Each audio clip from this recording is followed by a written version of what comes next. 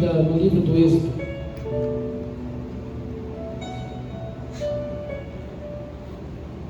Livro do Êxodo, capítulo 12. Capítulo 12, versículo 1 em diante. Amém? Amém. E falou o Senhor a Moisés e Arão na terra do Egito, dizendo: Este mesmo mês vos será por princípio dos meses. Será este para vós o primeiro dos meses do ano. Falai com toda a congregação de Israel, dizendo: Aos 10 deste mês, cada um tornará um cordeiro, segundo as famílias dos pais, um cordeiro por família.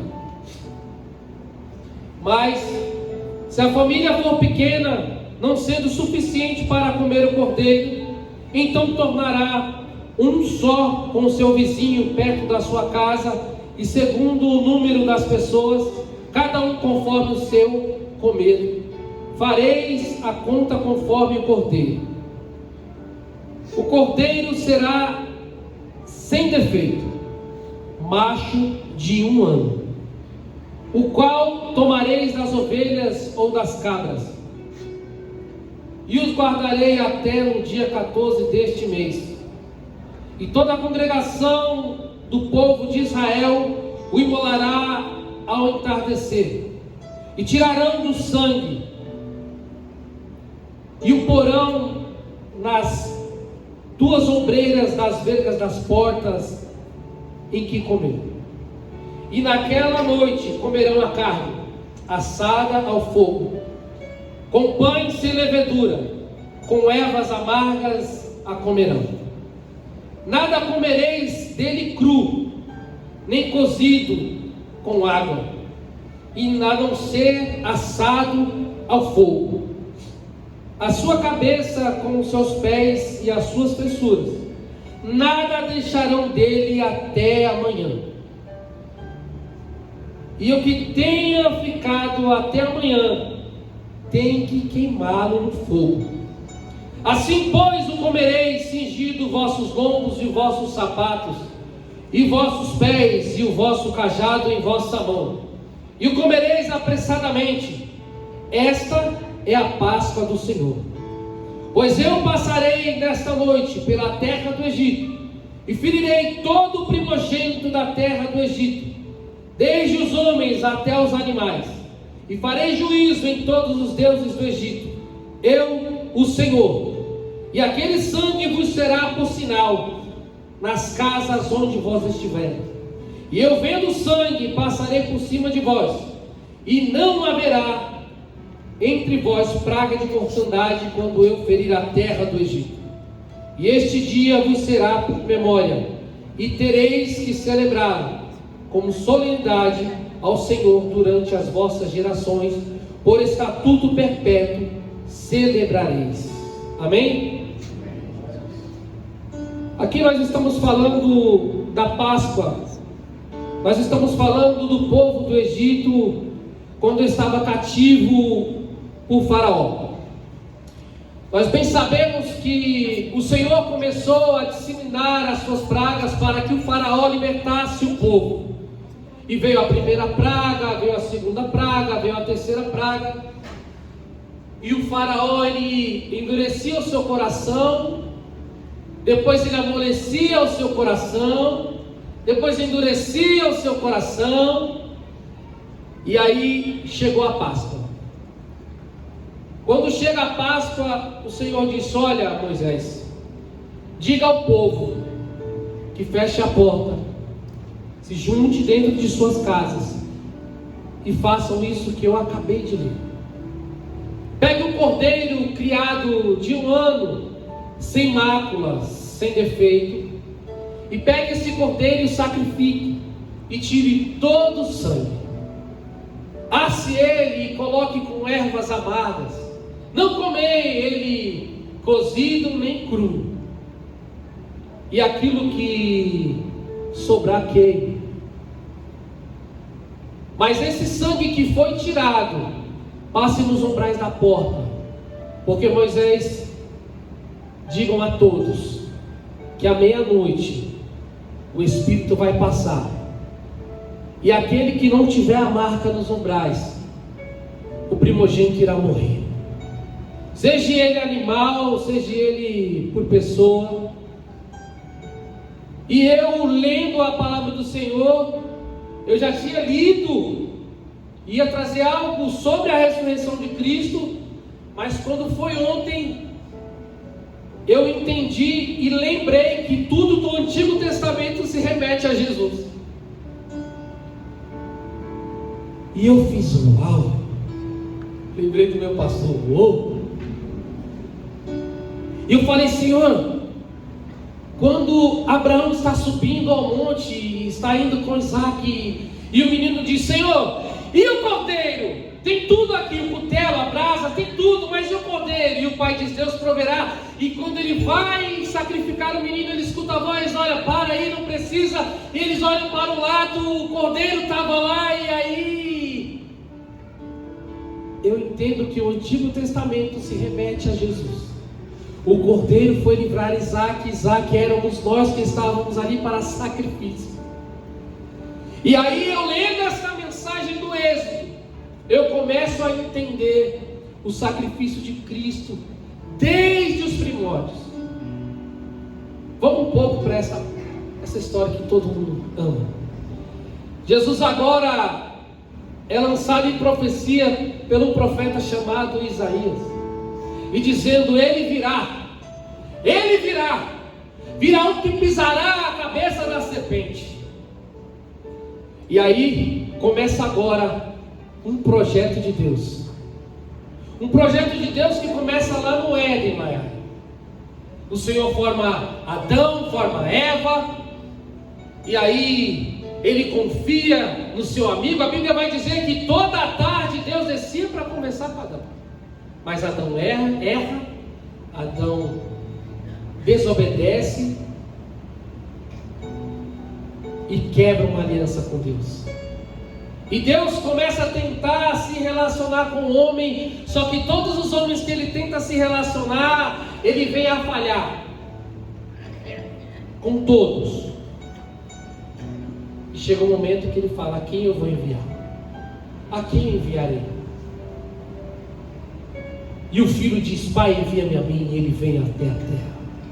Então vamos agora entrar nessa história. Lá em Belém, ele nasce numa manjedoura, ele cresce, e com seus 30 anos de idade, ele faz o seu primeiro milagre. Eu não vou falar de todos os milagres, porque hoje tem um almoço de Páscoa, eu quero ser muito sucinto aqui. Eu sei que vocês têm ido para casa cozinhar.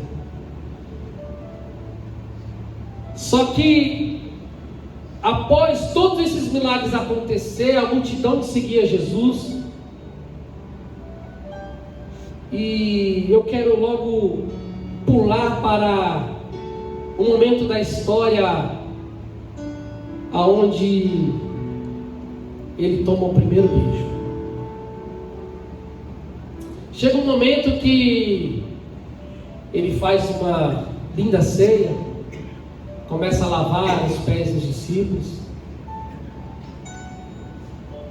Um dos seus discípulos fala, não vai lavar o meu pé? Ele diz, Pedro, se eu não lavar o seu pé, você não tem parte comigo? Aí Pedro diz, então lava eu todinho. Ele fala assim, não, aquele que não se mostrar ser o menor, nunca será o maior diante do Pai. E ali acontece a Santa Ceia. Disseram, Senhor, quem vai te trair? E ele diz, aquele que molhar um bocado de pão. E a Bíblia vai dizer que naquele momento que Judas pega o pão, ele molha no vinho, e ele se endemonia. Ali o próprio demônio entra em Judas, ele não ceia. O Senhor olha para dentro dos olhos e diz, vai, faça o que tens de fazer. Judas sai correndo, e por 30 moedas ele vende Jesus. E aí chegaram e falaram assim, mas como como que nós vamos saber quem é Jesus? Olha que legal. A pergunta era: como que nós vamos saber que é Jesus? Porque todos eles são iguais. Eles se vestem como Ele, eles falam como Ele. E aqui uma vírgula: como que nós estamos a parecer com o nosso Jesus? Lá em Filipenses falaram: são eles. Por quê? Porque parece com eles, anda como Ele andava, com as vestes que Ele vestia, acredito eu, com as suas barbas, parecida com Ele. E aí? Como o mundo está olhando para nós e identificando Jesus, sem nem abrir a boca e dizer: mas parece com Ele, anda como Ele. Judas agora vem com os soldados romanos, encontra Jesus e dá um beijo nele. Ele diz: olha, aquele que eu beijar. E ele dá um beijo em Jesus. Jesus olha para ele e diz: com um beijo me traíste. Naquele momento os soldados romanos pegam Jesus. Pedro, com a sua espada, já vai para cima dos soldados e fica aquela confusão. Naquele momento ainda deu para Jesus ainda fazer um milagre. Na verdade foi dois, Baiana. O milagre foi quando Pedro corta a orelha do soldado Malco. A tradição, quando nós começamos a estudar, aquele soldado na história romana, ele tinha um desejo em ser sacerdote romano. Só que esse sacerdote romano, ele não poderia servir a Roma com defeitos. Aquele momento que Pedro corta a orelha de Malco, Jesus pega a orelha dele e coloca no local novamente e cura Malco. Eu imagino a cabeça de Malco naquele momento. Eu vim pegar um rapaz, eu vim pegar um cara que acabou de me curar. E o mais chocante de tudo isso é ver que Pedro andou com Jesus 3 anos. Eu sempre falo isso. Pedro andou com Jesus 3 anos, irmãos. E ele só foi entender que naquele dia, que não era para ele estar mais com a espada na cintura.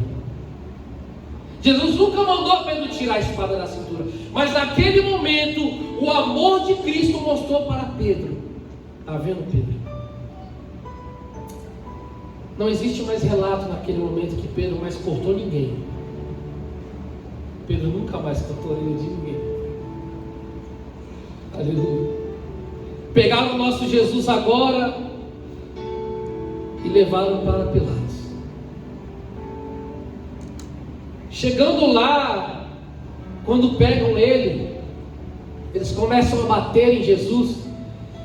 E eu sempre vejo, mas ontem eu fui ver, eu coloquei como eram os chicotes que chicoteavam Jesus.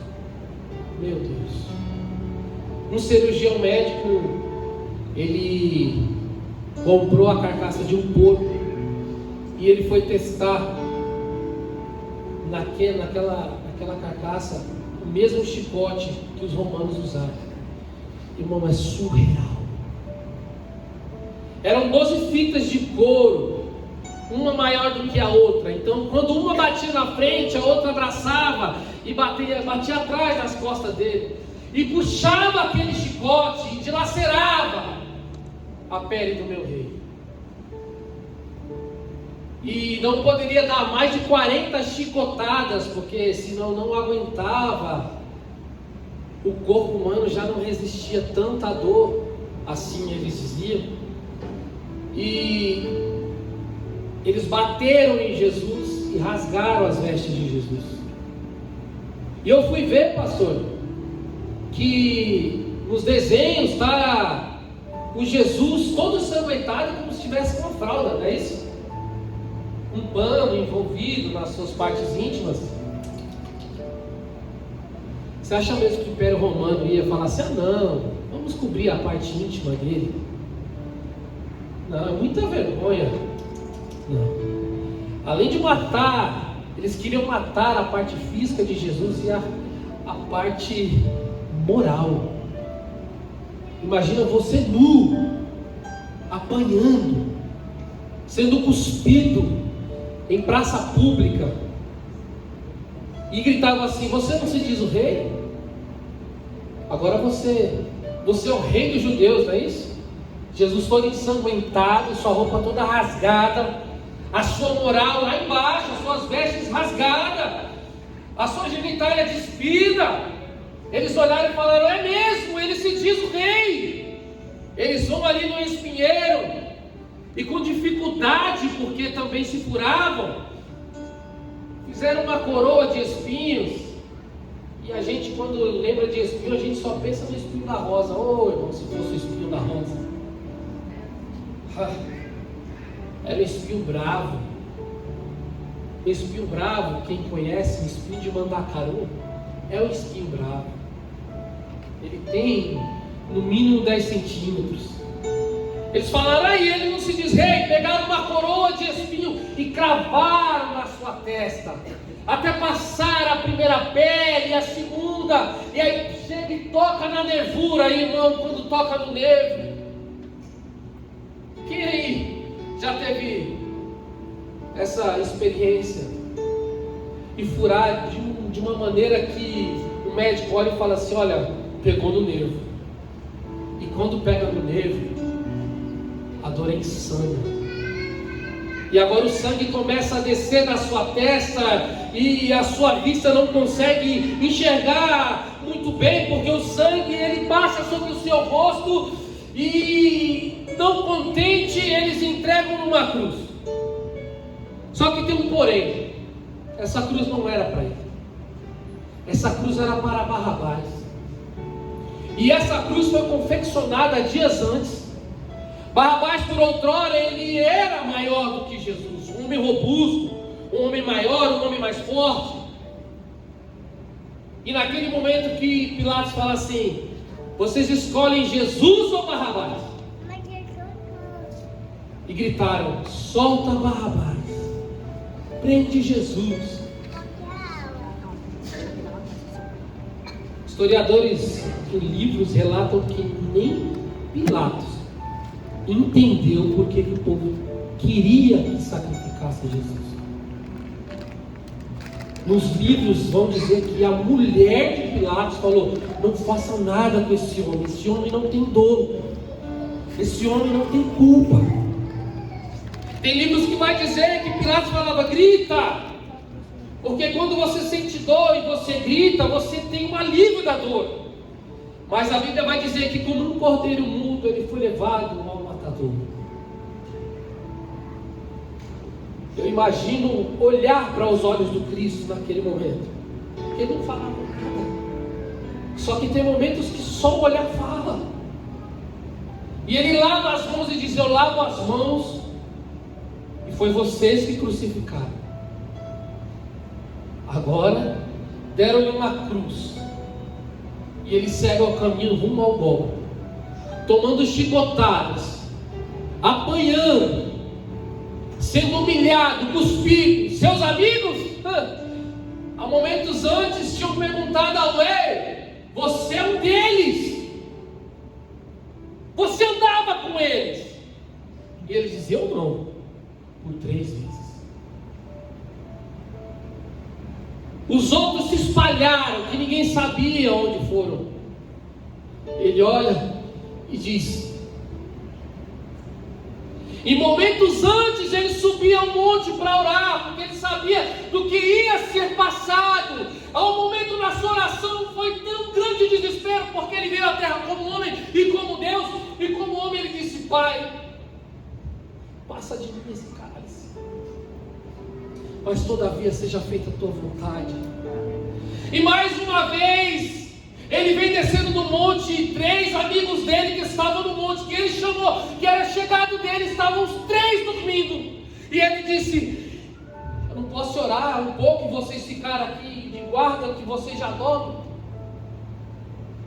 Sozinho ele passou o terror da dor, da solidão do desespero, da ansiedade, porque essa oração tem tanta ansiedade, o coração batendo a 140, o batimento lá em cima, a respiração ofegante, e ele dizendo: Pai, passa de mim esse cálice, mas todavia faça a tua vontade. Ele estava dizendo assim: Pai, eu sei que vai doer. E nessa oração ele sabia que ia ter um momento que ele ia ficar afastado do Pai. Como? Ele pega essa cruz e segue ao caminho do Gólgota, ao Monte Caveira, apanhando. Só que chega um determinado momento que ele se cansa. E a Bíblia vai dizer que vem um sirineu e ajuda ele, coloca a cruz e ajuda Jesus a levar aquela cruz pesada. E chega um momento que Jesus diz assim: eu tenho sede. Imagina. E aí a coisa vai ficando pior, porque quando ele diz que ele tem sede, a Bíblia vai dizer: e vieram e lhe deram uma esponja com vinagre. Aí você fala assim: uma esponja com vinagre para quem tem sede? Você sabe para que era essa esponja com vinagre? Os antigos romanos, quando iam no banheiro, o banheiro ele não era individual, comunitário, e ao fazer as suas necessidades, eles pegavam essas esponjas com vinagre e limpavam as suas partes íntimas. Aí quando você vê que lhe deram uma esponja de vinagre para beber, a humilhação que ele passou. Mas quando eu vejo essas crianças aqui, quando eu vi o Lourenço vindo dali com as mãozinhas, gente, quem teve essa ideia? Quando eu vi ele vindo com as mãozinhas sujas de sangue, me deu um flash, parecia que eu estava na crucificação. Eu disse: obrigado, Jesus. Ele fez isso por mim e por você. Morte de cruz, nós estávamos condenados. Mas como um cordeiro, lá no Êxodo, como um cordeiro ele foi separado, porque ele veio dos céus, ele se despiu de toda a sua glória, por mim e por você, aleluia. E quando eu leio o livro do Êxodo, que eu leio assim, e surge o umbral das suas portas de sangue, porque o Espírito vai passar, mas aquele que tiver a marca do sangue do Cordeiro, esse não chegará praga alguma na sua tenda. Eu quero te dizer, por conta desse sacrifício, tem sangue de Jesus no umbral da tua porta. Eu quero te dizer, por conta desse sacrifício, tem sangue de Jesus na sua casa, tem sangue de Jesus na sua vida. Essas palmas não são para Jesus. Bate palma para Jesus. É para Ele, é tudo dele. Ele olhou e disse: eu vou, porque vai valer a pena. Eu e você tem que fazer valer a pena.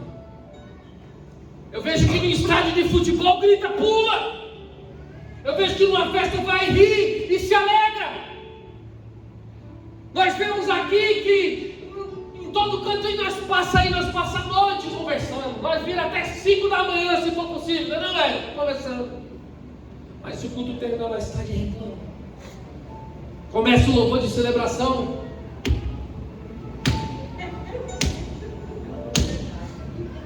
Fala, Deus. Você entender para que foi o sacrifício. Quem vai ser Corinthians na sua garganta? Quem vai ser Palmeiras na sua garganta? Quando você entender que para quem foi o sacrifício, que foi para mim e para você, aí você vai chegar, a pastora não vai nem precisar mandar, você já vai bater no ponto, tá maluco? O que foi? Salvação. Alegria da salvação. Alegria da salvação. O que é isso? Sangue. É sangue. É sangue que ele me lambuçou com o sangue dele. O sangue dele foi vertido, mas ele me lambuçou. E o inimigo não pode me tocar mais, porque ele me sujou com sangue. Ele passou sangue de vitória. ele agora é erguido àquela cruz. E lá em cima, esses dias atrás, aconteceu um negócio na minha casa. A Luísa de madrugada chegou lá na minha cama e falou assim: pai, estou resumindo, tá? Pai, tinha alguém deitado na minha cama, comigo. Aí eu falei: oi? Aí ela falou: é, pai, eu achei que era a Maia, mas a Maia está na cama dela. Falei: filha, fica aqui, dorme na minha cama. Maiara, eu levantei, peguei minha Bíblia, falei: agora você mexeu com quem estava quieto. Eu comecei a orar 4h30 da manhã, só parei 6 horas. Eu terminei na laje. Eu orei no quintal inteiro, pastor, na casa toda, e fui para a laje, e orando. Eu só parei quando eu senti paz, aquela batalha espiritual, sabe? E aí eu falei pro pastor, eu falei: acho que o inimigo falou assim: rapaz, eu não acordo mais ele não. O primo dela outro dia falou: quase vi você nas câmeras, 4 horas da manhã com a Bíblia na mão no quintal. Falei: batalha, querido. E eu acredito que isso é coisa minha. O inimigo olhando a cada passo que acontecia, e ele falando: como é que pode? A cruz se levantou, ele está preso, 2 ladrões. Um do lado fala assim: ó, salva sua vida, você não é bom? Você não disse que é rei? E o outro fala assim: ei, você tem culpa no cartório, mas ele não tem não. Pai, lembra-te de mim quando entrar no teu reino. E ele diz assim: ainda hoje estarás comigo no paraíso. Aleluia, glória a Deus. Aí o inimigo olhando e falou assim: como é que pode, velho? Ainda assim? Não sabia ele que aquele ali tinha sido o primeiro de muitos que seriam salvos. Aleluia. Oh, glória. Oh, glória ao nome do Senhor Jesus. A Bíblia vai dizer: ai, e tem um lugar preparado para os salvos que ainda não foi, como é que fala? Inaugurado, não é isso? Existe uma cidade que está nos preparada lá nós. Só que esse camarada já entrou lá, porque ele falou: ainda hoje estarás comigo. Jesus vem e salva este homem. Que amor é esse que nos constrange? E aí, meu irmão, Jesus olha, e naquele momento é o momento dele ficar afastado do Pai, porque quando ele toma sobre si os nossos pecados, o Pai vira-se de costa para ele, porque Deus não compactua com o pecado. Quando ele fala que o Lourenço falou: Pai, está consumado, e abaixa sua cabeça, a Bíblia vai dizer que dá-se um terremoto na terra naquele momento, e o véu foi rasgado. Aleluia. Para quem não sabe, essa expressão do véu foi rasgado é porque antigamente só o sacerdote podia sentir a presença do Espírito Santo. Então, uma vez por ano, nós faríamos uma grande confraternização, pegaríamos o sacerdote, colocaríamos o sino nas suas pernas e ele entraria para o Santo dos Santos, passava o véu e ficaria lá dentro. Nós amarraríamos uma corda em sua cintura, e se nós ouvíssemos um som da sineta tocando, é que o Espírito Santo de Deus tinha baixado sobre o arraial. Mas a Bíblia vai dizer que quando ele morreu, ele já começou uma obra tremenda, que diz: e o véu foi rasgado. E aí quando ele diz o véu foi rasgado, o que quer dizer isso? Ele quer dizer que aquilo que tão somente o sacerdote sentiria, eu e você podemos sentir. Aleluia. Oh, glória. Não é mais momento de ser simpatizante do Senhor. O que é simpatizante, irmão Tiago? Simpatizante eu sou simpatizante de determinado clube. Eu vou lá, assisto, gosto, mas não sou sócio torcedor, só vou ver. O que é ser simpatizante de Jesus? Ah, eu vou lá, gosto dos louvor. Mas só vou lá ver. É o momento, irmão, de você sair do raso para o profundo. É momento de nós olharmos e falarmos assim: Ele ressuscitou. A Bíblia vai dizer em João 19, João capítulo 20, versículo 11: E Maria estava fora, chorando junto ao sepulcro. Estando ela, pois, chorando, abaixou-se para o sepulcro e viu 2 anjos vestidos de branco, assentado onde jazera o corpo de Cristo, um à cabeceira e outro aos pés. E disseram: Mulher, por que choras? E ela disse: Porque levaram meu Senhor. E tendo dito isso, voltou-se para trás e viu Jesus em pé, mas não sabia que era Jesus. Disse-lhe Jesus: Mulher, por que choras? Quem buscais?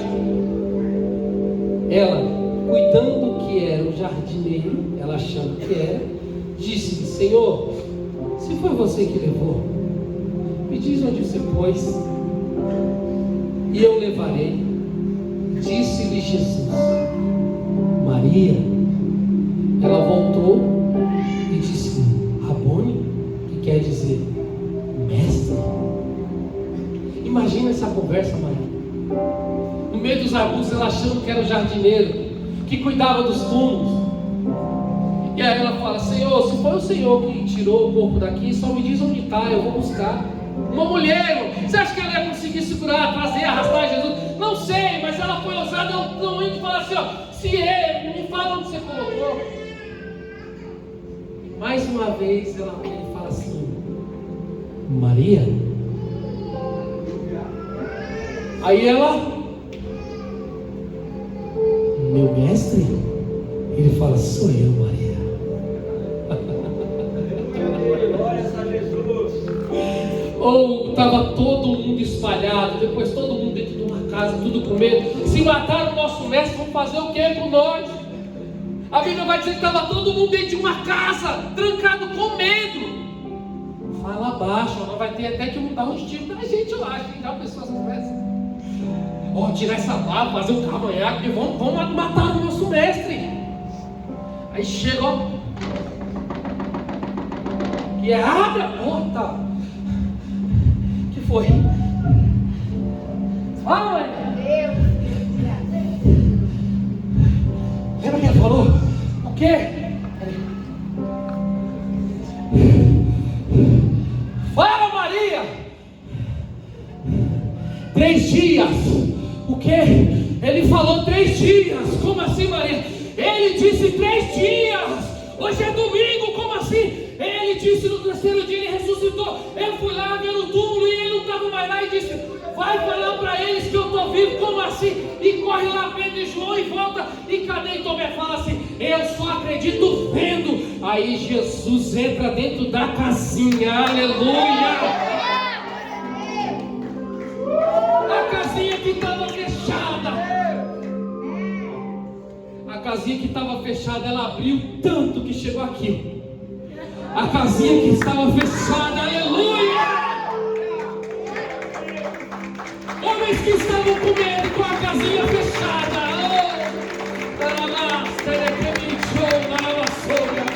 A casinha fechada.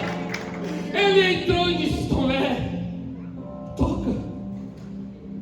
Antes de tudo ele entra e diz: a paz esteja convosco. Toca, André. Toca, Tomé. Toca, Tiago. Toca. Toca. Toca você hoje. Faz quanto tempo que você não sente mais o Espírito Santo de Deus? Toca hoje aqui. Toca. Toca na mão de Jesus hoje. Sua vida vai ser transformada. Aquela casinha agora abre e saem os 11 mais valentes. Os 11 mais valentes de todo aquele projeto.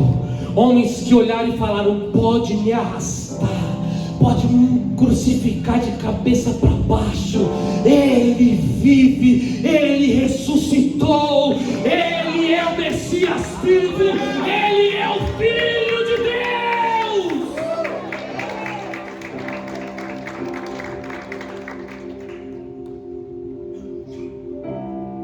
Isaías 53. Aleluia. Eu vou ler isso aqui e já vou encerrar.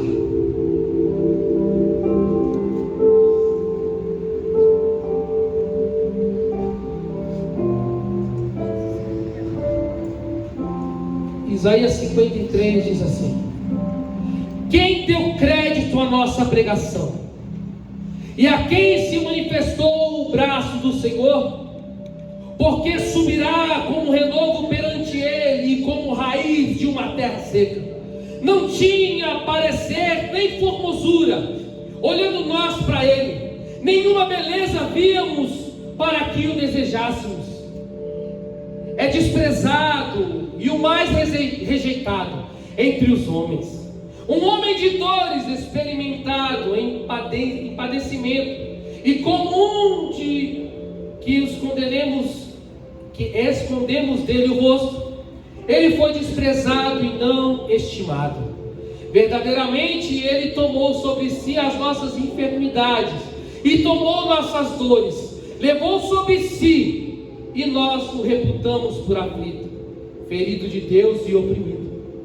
Mas ele foi ferido por nossas transgressões e moído pela nossa iniquidade. O castigo que nos traz a paz estava sobre ele, e pelas suas pisaduras fomos sarados. Todos nós andávamos desgarrados como ovelhas, cada qual se desviava pelo seu caminho, mas o Senhor fez cair sobre ele a iniquidade de todos nós. Ele foi oprimido e aflito, e não abriu a sua boca. Como um cordeiro mudo foi levado ao matadouro, e como ovelha muda diante dos seus tosquenadores, ele não abriu a sua boca.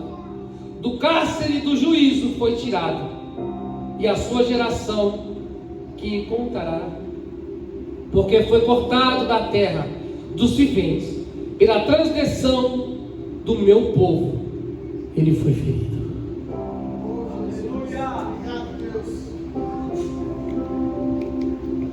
Depois de hoje, você vai adorar ele diferente.